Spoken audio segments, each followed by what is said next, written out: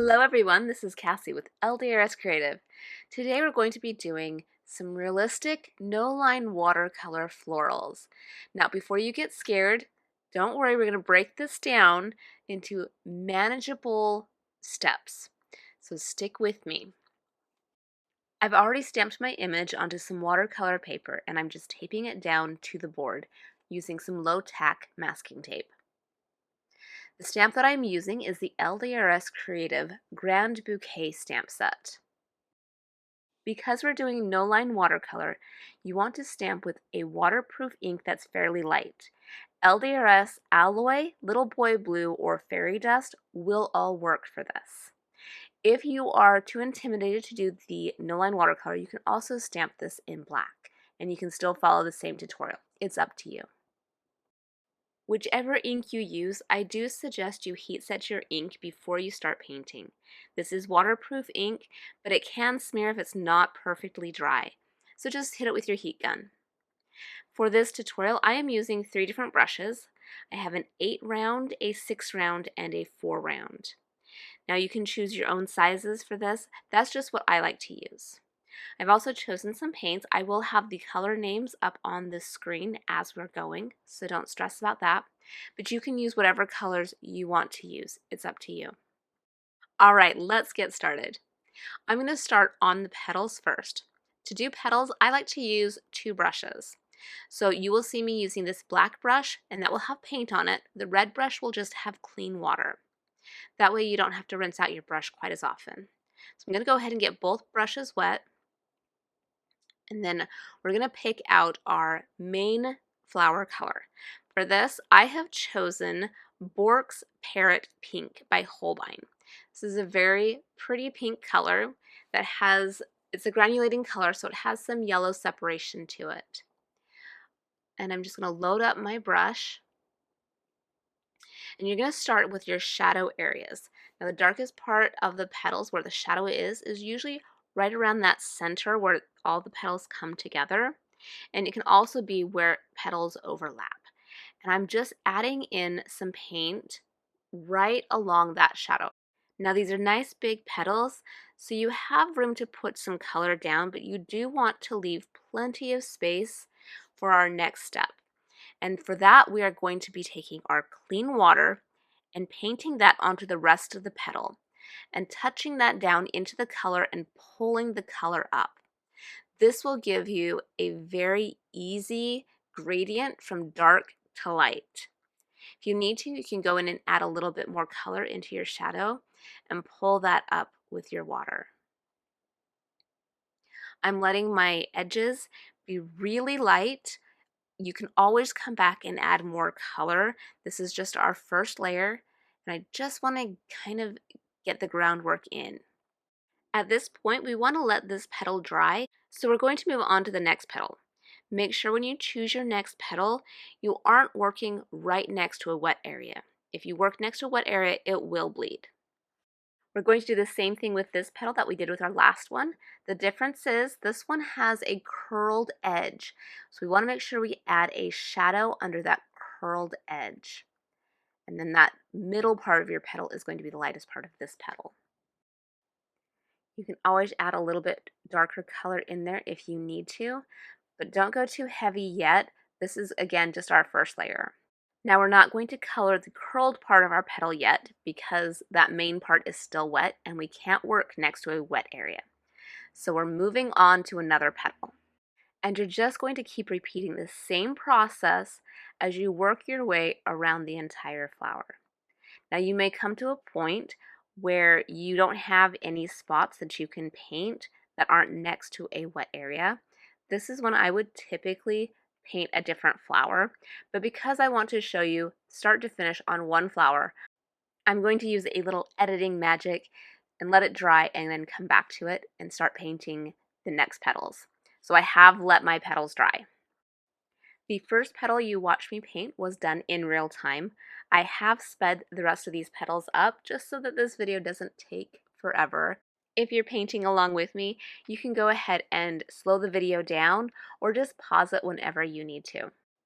A fun little random fact while you're watching me paint, This color is called Bork's Parrot Pink, and there is actually a bird that is this color pink. It can also have some blue on it, I think some yellow. Gorgeous bird. As I'm finishing up this layer, you are going to want to let your petals dry before moving on to layer number 2. For our second layer, we're going to start adding in more dark color. When watercolors dry, they often dry to a lighter state than what they were. So I'm adding some more shadow right next to the center of the flower. I'm also choosing little areas to add some slightly darker areas right along the edges. This will kind of make your petals start looking like they're folded and crinkled just a little bit, and it gives them a lot of dimension and form. So just kind of have fun with that. You don't have to add dark color in all of the areas, just kind of give it some variations. Now this color does not have a very dark mass tone. This is the darkest this color can get. Because of that, I am choosing a second color as my shadow color. So this color is going to be a little bit on the purple side. It's still a red color, but it is on the purple side. So this will give me some cool shadows and will allow me to drop in some really dark color in the darkest shadows to give our flower dimension. The Daybreak Orange from Holbein that I have chosen as my shadow color can be pretty intense. To help control how much paint I'm getting on my brush, I'm actually going to make a little puddle of it over on my glass mat. This will allow me to determine exactly how much paint I want on my brush. If you're really confident with painting, you can go ahead and work from your pan from this, but this is just an easy way to control how much paint you're using.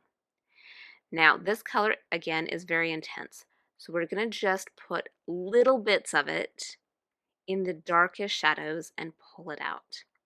Notice I did not follow the line of the petal when I pulled it out. You want to think about how shadows are falling. So that deepest shadow is going to go underneath that petal, but it's not necessarily going to just stay right there. We're not trying to outline the petal, we're trying to give dimension. Now you're not going to want to add this super dark color in all of your shadows. Pick your darkest shadows, your little nooks and crannies that need a little bit more contrast, and add it there. If you add too much of this color in, you're going to change your flower over to a purple flower, which is fine if that's what you want, but be very light-handed with this if you want to stay in your pink range. And here you will see what happens when you paint next to a wet petal. Do you see how that color spread? If that happens, just wipe it up with your brush, with your clean brush, and move to another area while the petals dry. If you get too much color on there, you can blot it off with a paper towel, and that will help soften the color. Notice I'm also choosing some of those edges to add a little bit darker color too. I'm just slowly working my way through and then stepping back to see where it needs a little bit more definition between petals. It may not look very pretty at this point. This is kind of the ugly stage of the flower. Don't get stressed out by that. Paintings go through ugly phases. You have to work through them. When you're happy with your shadows, let it dry completely before moving on to the next layer. For our next layer, I'm going to use some titanium white gouache. You may have heard never use white in watercolors, but personally, I love how it looks on petals. It gives it a soft, velvety finish, and I think it looks absolutely gorgeous on the flowers. So, we're going to use a little bit of water. Gouache you want to use a little bit thicker than you use normal watercolor.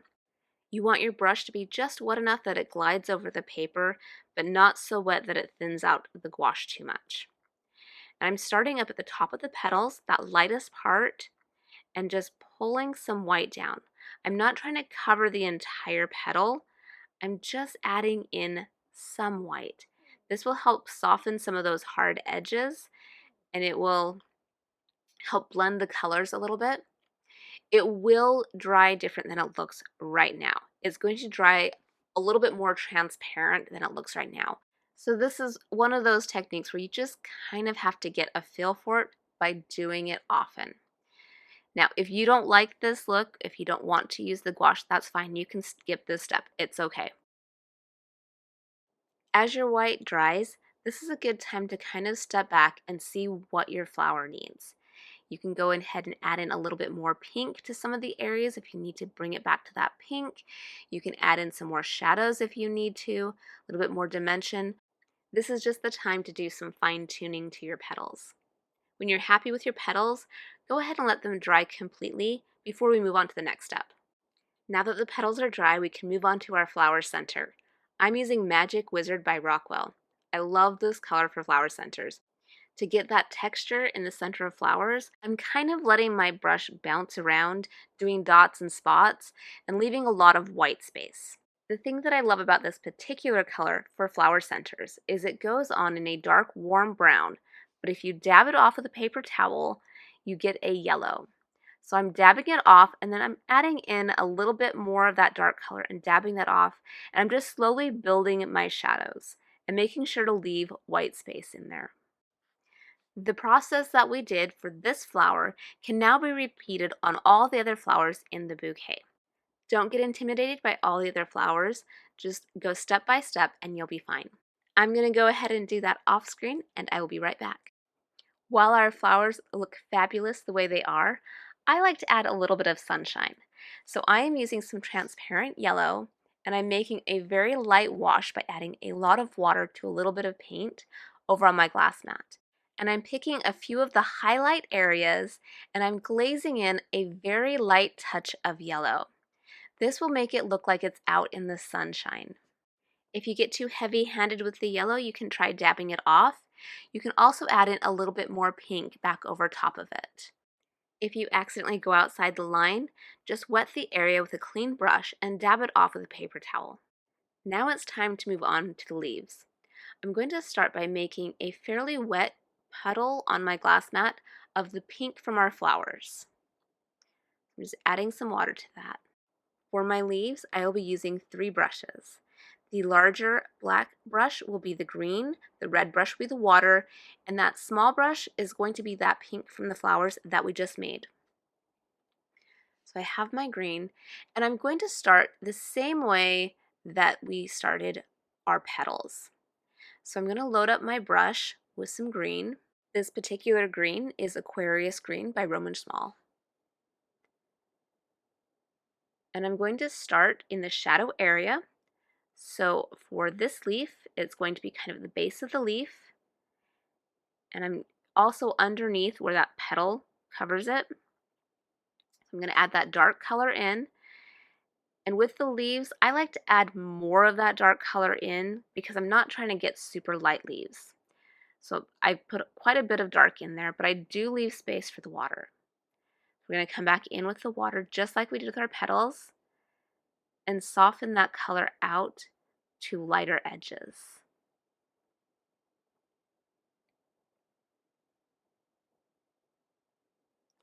Now, while this leaf is still wet, we're going to take our pink from our petals and dab it on in a few areas on the edges. And because your leaf is wet and you have a fairly wet paint that you're putting on, it should bleed together and blend on its own. Adding some of the pink into the leaves helps harmonize your painting and make those leaves look like they belong in the bouquet with the flowers. Just like the petals, we're going to repeat the same process across all the leaves.